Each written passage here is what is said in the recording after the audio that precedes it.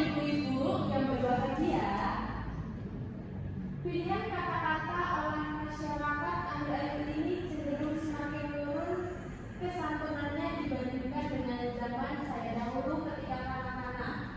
Hal tersebut tampak pada ungkapan-ungkapan pada banyak kalangan dalam menyatakan pendapat dan perasaannya, seperti ketika berdemonstrasi ataupun rapat-rapat umum.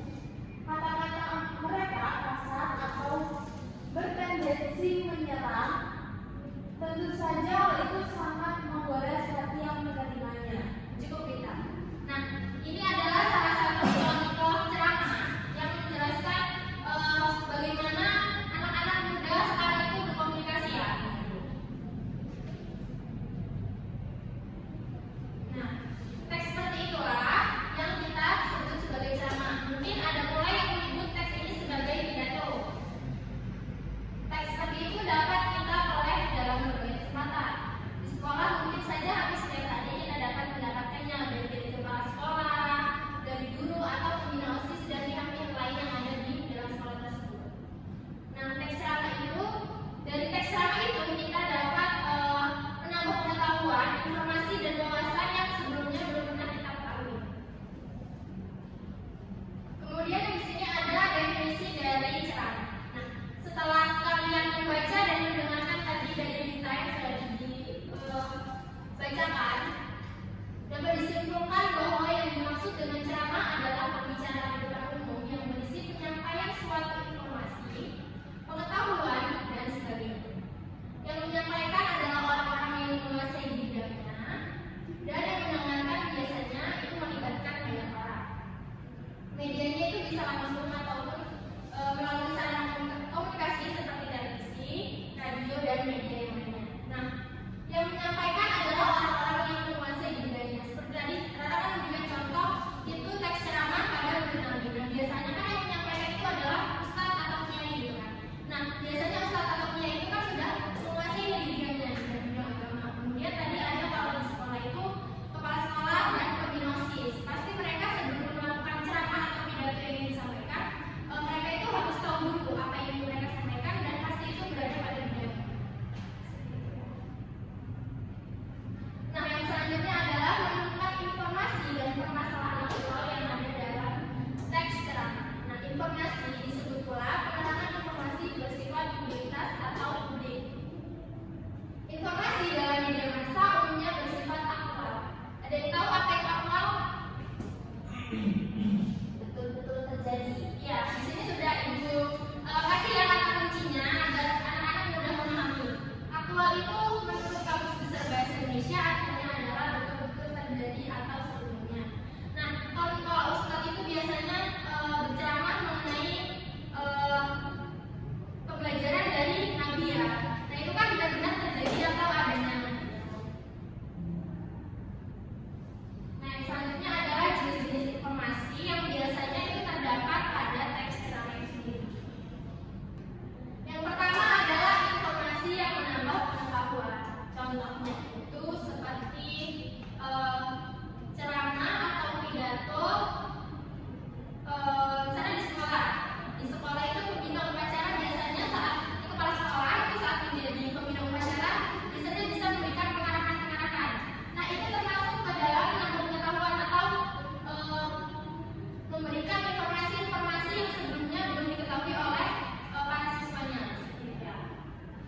Kemudian informasi yang mengajari para pembaca atau informasi edukatif. Tadi contohnya misalnya kalau orang mendengar ceramah itu biasanya kita tuh bisa belajar tuh atau ustadz itu bisa mengedukasi kita agar mungkin kita lagi sholat atau kita lagi sembahyang gitu ya. Kemudian yang terakhir itu ada informasi yang menyenangkan atau bersifat personal atau teori. Kalian kalau mendengar ustadz itu biasanya mereka ceramah kan gak cuma hanya ceramah gitu. Misalnya mereka bisa memberikan sedikit hiburan atau candaan gitu kan ya. Kemudian yang selanjutnya adalah, nah, gantian deh kalian deh yang baca. Coba siapa yang mau bacain yang ada di salin dia? Akan kata. Dua, informasi berdasarkan format penyajian, yaitu informasi berdasarkan bentuk penyajian informasinya. Di media massa dikenal berbagai bentuk penyajian, yaitu dalam bentuk tulisan, foto, kartun, ataupun karikatur. Dalam bentuk tulisan dikenal bentuk berita, artikel, karangan khas, atau tutur. Lalu ada resensi, kolom, dan karya fiksi. Nah, setelah dari yang Rara baca ini, mungkin anak-anak yang lain bisa memahami apa yang baru saja Rara baca. Mungkin kalian pernah menemukan teks ceramah seperti ini di mana? Silakan Di nanti. sosial media Bu, dalam bentuk tulisan tapi berbasis foto yang seperti Instagram. Ya. Jadi ceramah itu bisa juga di media sosial. Nah, benar banget yang seperti yang Martin sampaikan ya. Jadi ceramah itu sekarang kan zamannya sudah tidak seperti dahulu ya. Sekarang sudah banyak yang memiliki handphone. Jadi kita bisa mengakses ceramah itu melalui apa saja. Jadi nggak ada tuh sekarang males-males buat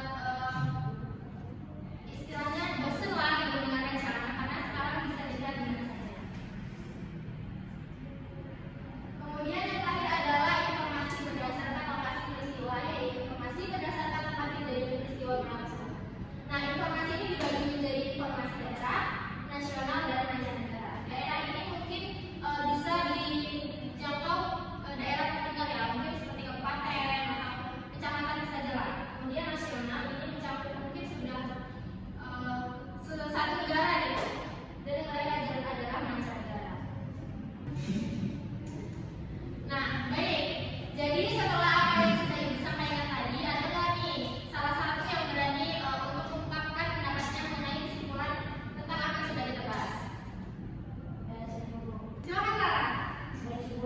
Jadi teks ceramah adalah sebuah penyampaian yang berisikan tentang informasi yang disampaikan kepada halayak yang ramai dengan tujuan untuk memberitahu hal-hal yang belum mereka ketahui. Contohnya seperti ceramah yang disampaikan oleh Pak Ustadz atau pidato yang disampaikan oleh kepala sekolah dan pimpinan OSIS.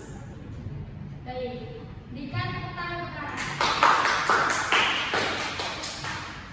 Dirasa yang tadi juga sudah cukup memahami ya apa yang disampaikan hari ini. Nah, yang selanjutnya adalah Ibu akan memberikan tugas pada kalian, yang mana tugas ini akan Ibu nilai di depan. Kemudian kalian jika ada waktu nanti bisa membacakan teks ceramah ini di depan ya. Jadi tugasnya adalah, kalau dengarkan baik-baik, tugasnya adalah kalian silakan membuat sebuah teks ceramah di mana teks itu berisi 3 paragraf. Dan hal itu isinya kalian harus benar-benar paham ya. Baik, kalian. Nah, silakan. Temanya dibebaskan atau bagaimana? Untuk tema bebas saja, sesuai dengan pengetahuan kalian masing-masing ya. Baik. Apakah ada yang ingin ditanyakan kembali mengenai tugas? Cukup. Jika cukup mungkin itu saja ya, karena waktunya juga sudah habis. Untuk pertemuan minggu depan saya harapkan bisa masuk semua, dan jika ada yang hari ini berhalangan hadir, mohon nanti diberitahu ya bahwa ada tugas. Baik, terima kasih diucapkan untuk semua anak-anak yang sudah mengikuti pelajaran hari ini dengan sangat baik dan tertib. Ibu akhiri, wassalamualaikum warahmatullahi wabarakatuh. Waalaikumsalam warahmatullahi wabarakatuh. Terima kasih Ibu.